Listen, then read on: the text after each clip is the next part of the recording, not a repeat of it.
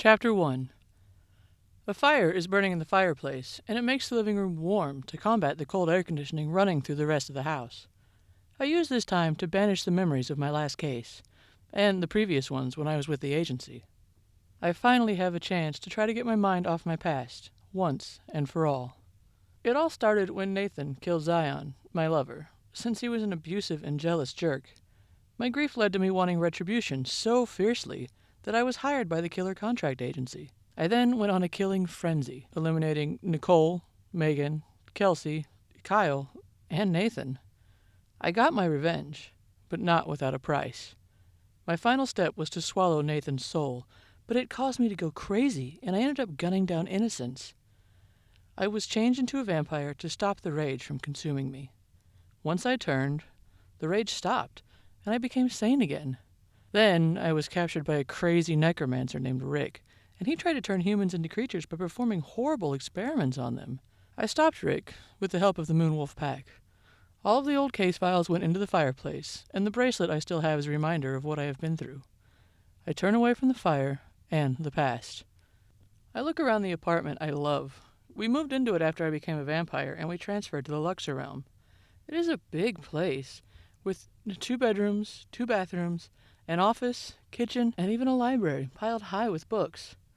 The walls in the living room are charcoal black, and the carpeting is the color of warm blood, with a gothic theme throughout the house. Cobweb wallpapers with candelabras, and magical statues of wolves and dragons placed in the house to guard it from intruders. Dante, my lover, is rustling around papers in the office we share. Since I have nothing better to do, I go see what he's doing in the office, and maybe play around a bit on the computer. "Come in," he replies after I knock on the door, since he loves to keep the door closed to concentrate. "What are you working on?" I ask as I walk into the room and stand beside him, peering at his screen. I know he hates it when I do that, but I just can't help but rile him a bit. He sighs and stretches, making me stare at the muscles flexing underneath his shirt. "Shitloads thanks to that damn necromancer werewolf agency issues. I just like Rick and his bullshit about falsely helping people without powers. He just had to work in the Crystal Crest realm with the psychics to experiment on innocent creatures. At least the asylum is a black crater in the ground now, and all of their data on us is destroyed." Fun! I love paperwork. But at least we no longer have to worry about the Crystal Crest realm becoming like ours. He laughs, and it lights up his entire face, making his soft, silky black hair undulate around his handsome face. I stare at his muscles as they ripple with the simple gesture of him sweeping his hair out of his eyes. He turns his attention back to the screen in front of him, and I sit down in a plush chair in the corner and watch him work. I don't pay any attention to the time until I feel a gentle hand brush my long red hair behind my ear. My green eyes come back into focus after staring at nothing, but remembering the experiments. "Brooding again?" he asks, concern in his brown eyes. He knows I dwell too much in the past, especially since it was a shock to my system. "Yes," I reply sheepishly. "I was just thinking about our latest mission. All of the things the necromancer said he would do to my friend's dead body still haunt me." I shudder, trying not to think about it, and try to block out the images that are flooding my mind.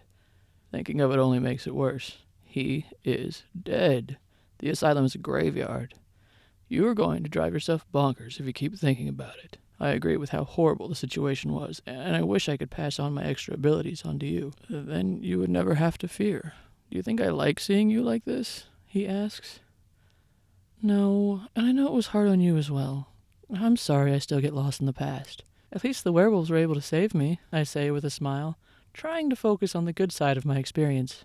"They did, but it also means that you owe them a favor. Werewolves always collect their favors, and sometimes it's dangerous.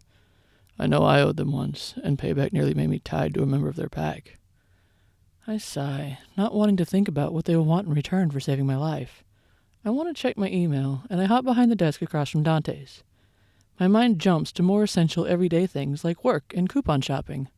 I need some new clothes from Gothic Gear and Witch Cauldron, and I hope that there are some money-off coupons in my inbox. I quickly get comfortable in the leather chair since it fits the shape of my body perfectly. I turn on my high-powered desktop and log into my personal email. I am disappointed when my inbox has nothing but spam. No, I don't want another vampire groupie. Not after the last one died.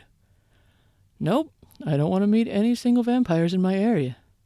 Absolutely no to getting the biggest erection of my vampire life. All junk and no fun coupons for me.